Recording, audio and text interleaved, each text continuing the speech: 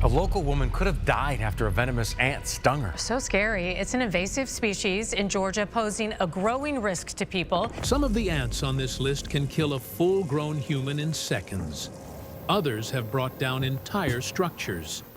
Every single one on this list is capable of something even the scientists studying them never thought possible. Ants have been on this planet for 140 million years, alive before the dinosaurs went extinct, evolving quietly into something still not fully understood.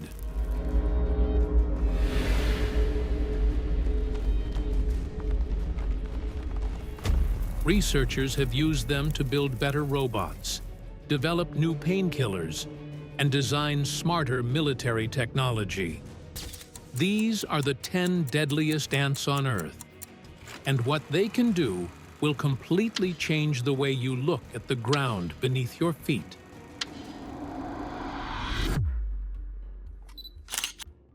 The seafu ants. Okay, picture this. You're in a village in East Africa, and someone shouts one word: seafu. What happens next is very shocking. People pick up whatever they can and they run. They run so fast because everyone already knows what's coming. So what exactly is coming? A swarm of stinging wasps. Just ants. Ants you could crush between two fingers, one at a time. Except they never come one at a time.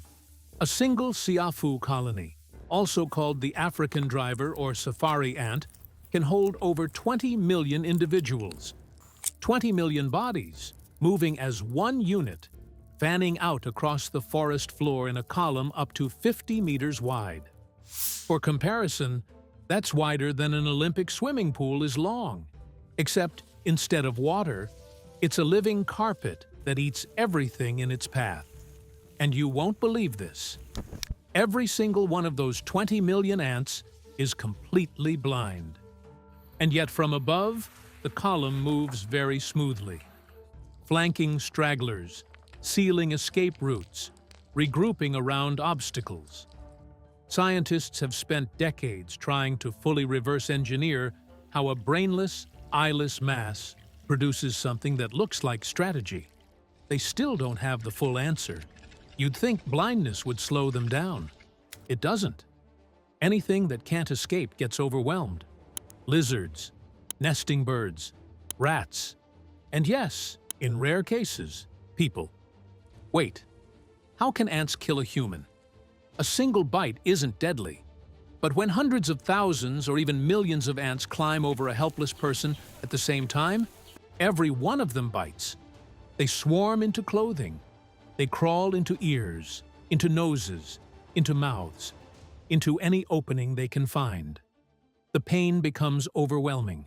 A healthy adult can usually escape by running or brushing them off. But infants left alone, elderly people who cannot move, or anyone who is unconscious or trapped often can't. In those rare but tragic cases, people have died from being unable to breathe after ants entered their airways, from overwhelming venom and countless bites, or from complications that followed the attack.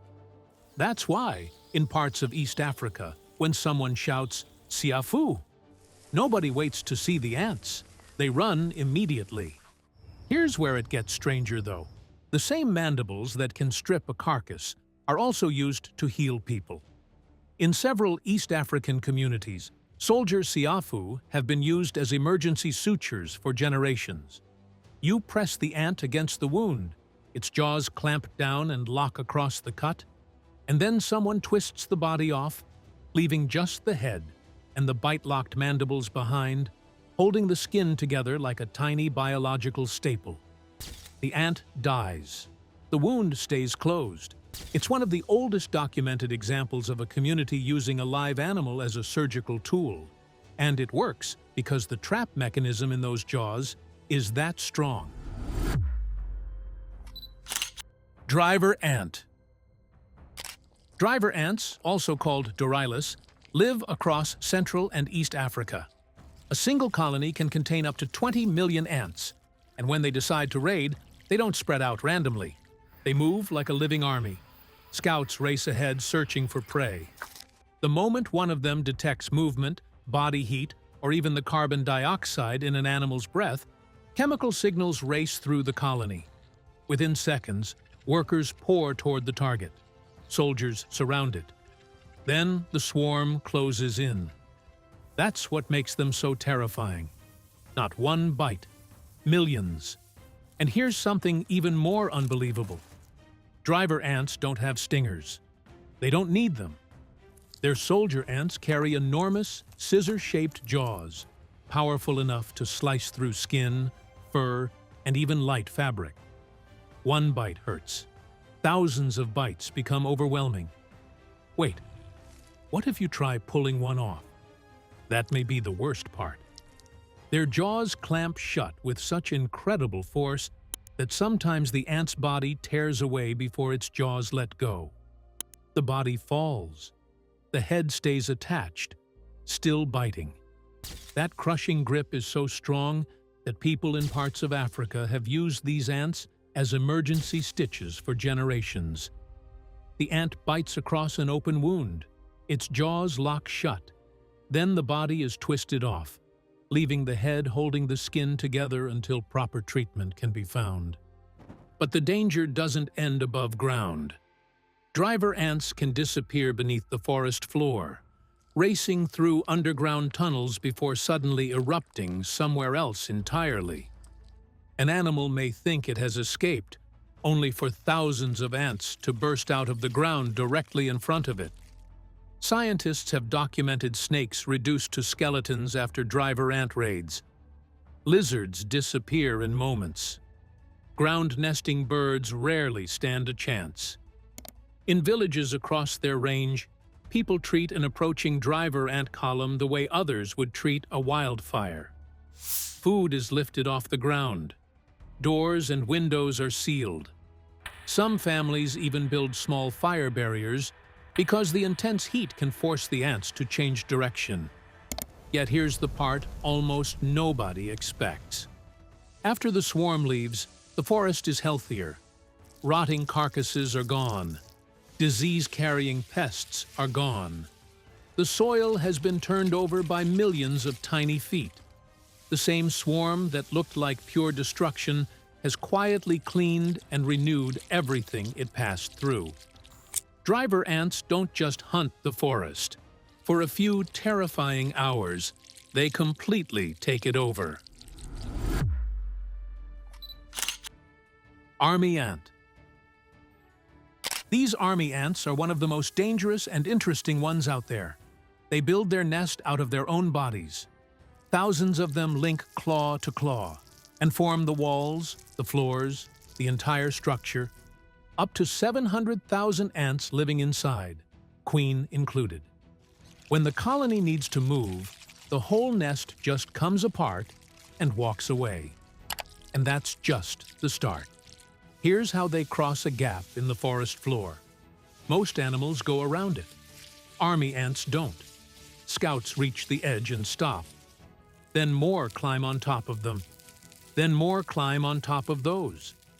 Within minutes, they've built a bridge out of their own bodies, strong enough for the entire colony to march across. Wait, they built a bridge out of themselves. Then the last ant crosses, and the bridge disappears. It folds itself back into the marching column like it was never there. And it gets stranger. That bridge would adjust itself while ants were still crossing it. Too long? The ants in the middle would shift position to shorten it. Nobody's giving orders. There's no ant supervising the structure. Engineers have spent years trying to build robots that do this. They still can't. The most disturbing part is how these things raid. The colony sweeps through an area in a spiral, clears it out completely, then moves before the food runs dry. Insects, spiders, scorpions, nestling birds that can't fly off in time. If it can't outrun them, it gets taken. And this isn't just small prey. Chickens, pigs, animals tied down with nowhere to run have been stripped bare within hours because they simply couldn't escape. The jaws doing this work are sickle-shaped, built to slice through exoskeleton like nothing. Disturb the colony, and those same jaws go straight into human skin. Again, and again, from every direction at once. So how many people has this thing killed? None. Zero. Researchers who spend their careers filming these raids up close get bitten and stung constantly. It doesn't kill, but it will hurt like hell. Bullet ant. Imagine pain so severe scientists created an entire scale, and this ant sits alone at the very top. The scale runs from 1 to 4. A honeybee is a 2. Annoying, forgettable. This next ant, it is the 4. The absolute ceiling of the scale. The man who built that scale, entomologist Justin Schmidt, got stung by nearly every stinging insect he could find, on purpose, for science, and still described this one as feeling like walking over flaming charcoal with a 3-inch nail driven through your heel. He was stung so many times in the name of research that he actually won an Ig Nobel Prize for it in 2015. A guy who's been hit by more species than almost anyone alive on Earth. And this ant still topped his list. Meet Paraponera clavata, the bullet ant. Found in the rainforests of Central and South America, this thing is enormous by ant standards, up to 2.5 centimeters long, dark reddish-black, with a stinger that under a microscope looks less like biology and more like it was designed specifically to cause suffering. Here's why it hurts the way it does. The venom is called ponratoxin, and it's a neurotoxic peptide that jams open the voltage-gated sodium channels in your nervous system. Basically, the switch that's supposed to turn pain signals off gets permanently stuck in the on position. Once ponratoxin is in your bloodstream, your body physically cannot shut the pain down. It builds within seconds, peaks around the 2-hour mark, and then just stays for a full 24 hours. Some people report uncontrollable shaking. Some report temporary paralysis in the stung area. Some describe hallucinations in the hours after. Everyone who's been stung agrees on one thing: nothing else feels like it. This ant isn't even aggressive. It doesn't patrol looking for a fight. Colonies are small, usually 700 to 1,000 individuals, nesting quietly at the base of large trees, mostly interested in prey the size of a termite. Leave it alone, and it wants nothing to do with you. Threaten the nest, though, and that calm disappears instantly. There's a ritual among the Satare Mawe people of the Amazon built entirely around this ant. Young men have their hands placed into gloves woven from leaves, with hundreds of live bullet ants sewn inside, stingers pointed inward. They wear the gloves for 10 minutes. The stinging starts the second the gloves go on, and to complete the ceremony, it has to be done without visibly showing pain, and not once. Afterward, it's common to lose feeling in the hands for days. Some report weakness or partial paralysis lasting weeks, and they do it again anyway, because in that culture, this isn't just a pain test. It's a test of what you're willing to endure to become who you're meant to be. So, the worst sting on Earth, and it belongs to an ant that would honestly rather be left alone. Up next, though, is a species that isn't dangerous because of one sting at all. It's dangerous because of what it does when thousands of them act as a single machine. Fire ant. In August 2017, during Hurricane Harvey, rescue workers noticed floating islands drifting through flooded streets. They moved with purpose, drifting in a straight line against the current, holding their shape as the floodwater dragged everything else apart. Whatever this was, it wasn't behaving like something dead. It was alive. Millions of individual bodies, moving as one. They turned out to be masses of fire ants, linked together, floating on the surface like it was nothing. This is Solenopsis invicta, the red imported fire ant. Native to South America, it arrived in the U.S. sometime in the 1930s, almost certainly as an accidental stowaway in cargo through the port of Mobile, Alabama.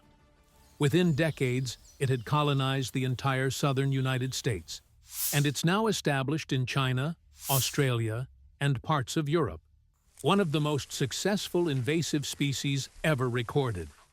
In the U.S. alone, it's estimated to cause around $8 billion a year in combined agricultural damage, medical costs, and infrastructure repair. Its weapon is a combined bite and sting.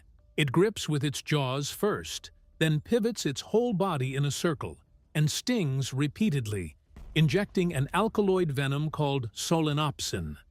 That's what causes the instant burning sensation, followed by raised white pustules that can stick around for days. For people with severe allergies, a handful of stings is enough to trigger anaphylactic shock.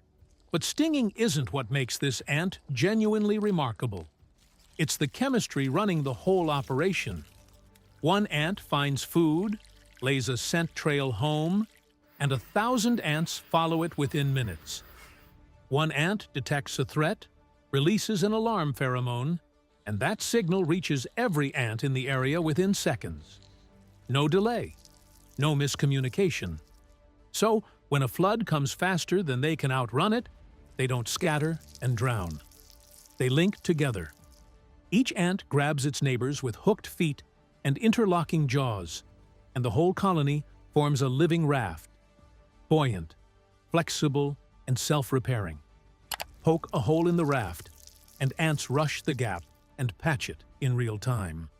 Materials scientists who studied this found that a fire ant raft doesn't really behave like a pile of insects at all.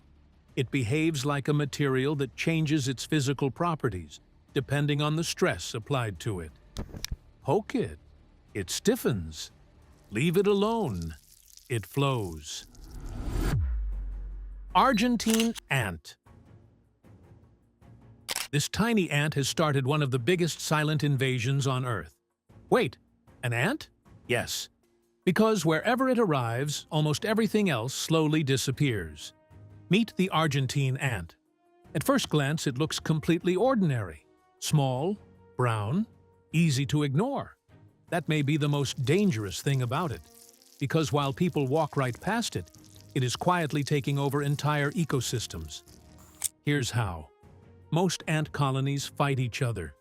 If ants from different colonies meet, they attack almost immediately. Argentine ants don't. Instead, they cooperate. Scientists discovered something almost impossible to believe. They collected Argentine ants from California. Then they collected others from southern Europe. Those two groups had been separated by an ocean for generations. They had never met before. When researchers placed them together in the laboratory, everyone expected a fight. It never happened. The ants touched antennae, then calmly walked away together as though they had lived in the same nest their entire lives. Wait, how is that possible? Because they all belong to one enormous supercolony. Not one nest, not one park. One connected family stretching across thousands of kilometers.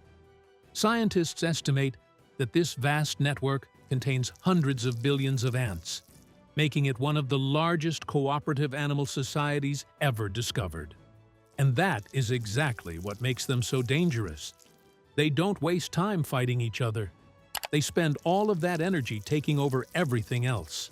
When Argentine ants invade a new area, native ants begin disappearing. At first, that may not sound like a big problem. It is. Those native ants were doing jobs that kept the entire ecosystem alive. They buried seeds so new plants could grow. They dug through the soil, helping air and water reach plant roots. They kept populations of insects balanced. Then they were gone. The damage didn't stop there. In California, scientists watched populations of coastal horned lizards begin to decline. Not because the Argentine ants attacked the lizards. They never needed to. The lizards depended on native harvester ants for food. The Argentine ants drove those harvester ants away. The food disappeared. Then the lizards began disappearing too. One tiny ant had changed the fate of an animal it never even touched. And here's the frightening part. They don't spread by themselves. We spread them. They travel hidden inside potted plants, in bags of soil, inside shipping containers, on ordinary cargo crossing international borders. Sometimes all it takes is a single fertile queen. She starts a new colony. That colony connects with the nearest super colony. Then the invasion grows even larger. Today, Argentine ants have spread to every continent except Antarctica. And in many places, they are still expanding. They don't announce their arrival. They don't attack people. They simply move in, until one day, scientists realize an entire ecosystem has quietly changed around them. Slave-making ant. Everything looked normal. Workers carried food. Others cared for the babies. Soldiers guarded the entrance. The queen stayed deep inside the nest laying eggs. It looked like a peaceful ant colony. It isn't. Wait, none of the workers actually belonged there. Every one of them had been kidnapped. Meet the slave-making ant, one of the most disturbing insects scientists have ever studied. Here's what makes it so unbelievable. These ants can barely survive by themselves. They don't clean their own nest. They don't gather their own food. They don't even raise their own babies. Really? Then how do they stay alive? Because they force another species to do everything for them. Without slaves, an entire colony would starve to death, even if food was lying right beside them.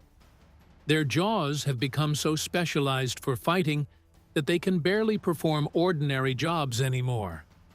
Everything begins with a single queen. After leaving her birthplace, she doesn't build a new colony like most queens do. She goes looking for another ant colony, not to live beside it, to steal it. She quietly approaches a nest belonging to Formica ants, a completely different species. Then something almost unbelievable happens. She walks straight through the front entrance. Wait, why don't the guards attack her? Because she smells exactly like one of them. Her body is covered in chemicals that fool the guards into believing she belongs there. They welcome an enemy straight into the heart of their own home. She keeps walking, past the workers, past the soldiers, until she reaches the real queen. Then she kills her, quickly, silently. The colony never realizes it has lost its ruler. Moments later, the invader begins laying her own eggs, and the workers, still completely fooled, begin feeding them, cleaning them, protecting them, raising the babies of the queen who just murdered their own. By the time the first slave-making ants become adults, the colony no longer belongs to the ants that built it. It has been taken over from the inside. Then, the nightmare grows even bigger. When they need more workers, the new soldiers march toward another Formica nest. They release chemicals that throw the defenders into confusion. They fight their way inside. Then they steal the pupae, not the adults, the babies. Back inside the slave-maker's nest, those stolen pupae hatch surrounded by the wrong colony. The first smell they ever recognize becomes home. They grow up believing the ants that kidnapped them are their own family.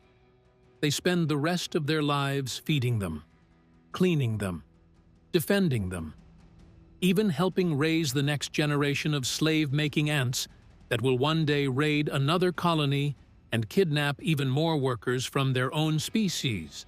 But then scientists discovered something that nobody expected. Some of the enslaved workers had found a way to fight back, not by attacking the soldiers. That would be impossible. Instead, they quietly killed the slavemakers' pupae while pretending to care for them. Only a few, never enough to destroy the colony, but enough to slow it down, enough to save some future Formica colonies from suffering the same fate. Imagine that. Being born into slavery, knowing you'll probably never escape, yet still risking everything to protect children you'll never even meet. Sometimes, even the smallest acts of resistance can become the bravest. Weaver ant. High in the canopies of Southeast Asia, there's a war happening that most people walk directly underneath without ever looking up. It's quiet, it's constant, and whoever wins it controls everything living beneath it. This is Eucophila smaragdina, the weaver ant. What it has is something rarer and honestly more impressive over the long run: absolute engineered control of territory. Weaver ant colonies don't live in one tree. They spread across dozens, connected by branches and invisible pheromone highways, housing hundreds of thousands of ants in what's basically an elevated empire. And their nests, sealed green pouches built entirely out of living leaves, took biologists years to actually understand, because nothing about how they're built looks like normal insect behavior. Here's the process. Adult workers link themselves into living chains, gripping each other's legs, and physically pull the edges of two leaves together with their jaws. Once the gap is small enough, a different worker arrives, carrying a larva gently in its mandibles, and moves that larva back and forth across the seam like a tool. The larva produces silk. The seam gets stitched shut. Workers who aren't producing silk hold the structure steady as living scaffolding. Once one section is sealed, the whole team just moves on to the next. No architect, no blueprint, yet every nest is perfectly stitched together. They're using their own larvae as sewing needles and their own bodies as clamps, with no blueprint, no supervisor. And the nest isn't just a shelter. It's a fortress with its own security system. Older workers get stationed at outposts on the edges of the territory, basically guard posts. Their only job is to detect trouble early. The second one of them senses an intrusion. It sounds the alarm, and that signal spreads in seconds. Then the response kicks in. Soldiers converge from every direction at once. They cut off any escape route before the intruder even realizes it's surrounded. Here's the surprising part. Weaver ants don't even have a stinger. They don't need one. Their mandibles alone are sharp enough to cut straight through another insect's exoskeleton. But it's what happens after the bite that really does the damage. While their jaws are still locked in, they spray formic acid directly into the wound. So the target isn't just getting cut, it's getting cut and chemically burned at the same time. That two-combo attack is brutal enough to drive off predators several times their own size. Farmers across Southeast Asia have known about all of this for over 1,000 years. Records of weaver ants being deliberately used as biological pest control in citrus orchards date back to at least 400 AD in China. Let the ants patrol the trees, and they'll clear out caterpillars, beetles, anything threatening the crop, in exchange for the farmer leaving their nests alone. It's one of the oldest documented pest control partnerships between humans and insects on record. The arrangement works, but reach into a weaver ant tree without knowing it's occupied, and you'll understand exactly whose terms that contract is really on. Bulldog ant. Of course it's from Australia, the country where even the ants can kill you. This is Myrmecia piriformis, the bulldog ant, and it breaks basically every rule an ant is supposed to follow. It's huge, up to 40 millimeters, longer than your entire thumb, tip to base. It has genuinely large compound eyes, not the flat, barely functional light sensors most ants get by with, but real high-resolution vision, capable of tracking movement from over a meter away. It has long, blade-like, serrated mandibles built like a saw, and its stinger has no barb, which means, unlike a honeybee, it can sting you again and again and again without ever dying from the act. Per milligram, its venom is one of the most toxic produced by any insect on the planet. There are 3 confirmed human deaths on record. The most recent case was a farmer in Victoria, Australia. 1 sting. That's all it took. His body reacted so violently that his heart simply stopped. Anaphylactic shock, cardiac arrest, dead within minutes. An ant the length of your thumb ended a grown man's life faster than he could get help. What actually separates this ant from everything else on this list is how it hunts. It doesn't swarm. It doesn't wait for a chemical signal to coordinate a group raid. It hunts alone, tracking prey visually with those unusually good eyes, locking on, and closing the distance at a speed that looks flatly wrong for an insect this size. When it attacks, the sequence is almost mechanical in its precision. Mandibles clamp onto the target first, gripping through skin or exoskeleton. Then the abdomen curls forward, and the stinger drives in. If the prey struggles, the jaws only tighten. It doesn't let go until the sting is delivered. Then it pulls back, reassesses, and if the threat is still there, it stings again. There's footage of a single bulldog ant engaging a huntsman spider more than twice its own body weight. The ant doesn't hesitate. It closes the distance, absorbs the spider's defensive strike, locks its mandibles in, and starts stinging methodically. The spider twitches, slows, stops. The ant just drags the body back toward its nest, alone, like it was never in doubt. Its venom is now genuinely valuable to medical science, a complex mix of proteins, histamines, and neurotoxic compounds in a ratio not seen in other ant species, currently being studied for applications in pain receptor research. The same substance capable of killing a grown adult might eventually help researchers understand how to stop pain instead. Bulldog ants aren't wandering around looking for a fight. Near the nest, they're alert and fast. Away from it, they're relatively calm by ant standards. But the nest entrance is small, almost invisible, and the tunnel underneath it can run several meters deep. A colony ready to pour out in disciplined waves within seconds of being disturbed. So if you're in an Australian garden and you spot a large ant watching you from a meter away with eyes that genuinely track your movement, don't assume it hasn't noticed you. It already has. Trap jaw ant. The fastest moving body part on Earth belongs to an ant. It does something that, the first time you see it on a high-speed camera, makes you rewind and watch it again. It doesn't look like biology. It looks like something that was designed. This is Odontomachus bauri, the trap jaw ant of Central and South America, and its jaws close at 145 miles per hour.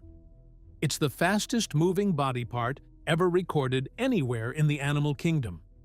Faster than a dragonfly's wing beat. Faster than a mantis shrimp's punch. Faster than anything else in any species that's ever been accurately clocked. Put it in terms you can actually feel. A human blink takes somewhere between 100 and 400 milliseconds. This ant's jaws close in 0.13 milliseconds. By the time your eyelid has even started to move, the strike has already happened. The jaws have already withdrawn, and the ant is already deciding whether to hit again. And here's the part that makes it feel almost mechanical.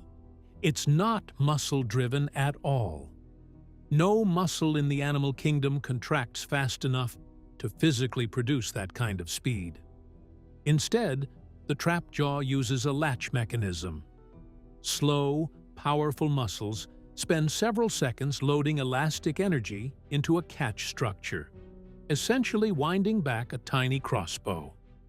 Trigger hairs on the inside of each mandible act as the release. The instant prey brushes against one, the latch fires, and all of that stored energy discharges in a single, controlled explosion. The force at the point of impact is over 300 times the ant's own body weight. Prey, usually a termite, a springtail, a small beetle, is either crushed on contact or stunned outright, and a venomous sting follows immediately after. The hunt is over before the target's nervous system has even finished registering that contact occurred. But the jaw isn't only a weapon. When a trap-jaw ant is threatened by something it genuinely can't fight, an antlion, a spider, it angles its head down, presses its mandibles flat against the ground, and fires directly into the dirt. The recoil launches the ant backward through the air, up to 8 times its own body length in a single motion. It's not a jump, it's an ejection. The ant tumbles through the air, lands somewhere in the leaf litter, and vanishes before the predator can even reorient. And when a whole colony feels threatened at once, multiple trap-jaw ants do this simultaneously. Researchers have described the result as a dizzying spectacle of motion, ants firing off in every direction, ricocheting off leaves and stems, disappearing into the undergrowth. Predators don't just miss their target. They lose track of the entire colony at once. And that's the list. And every single one of them was doing this, exactly like this, long before we showed up to watch.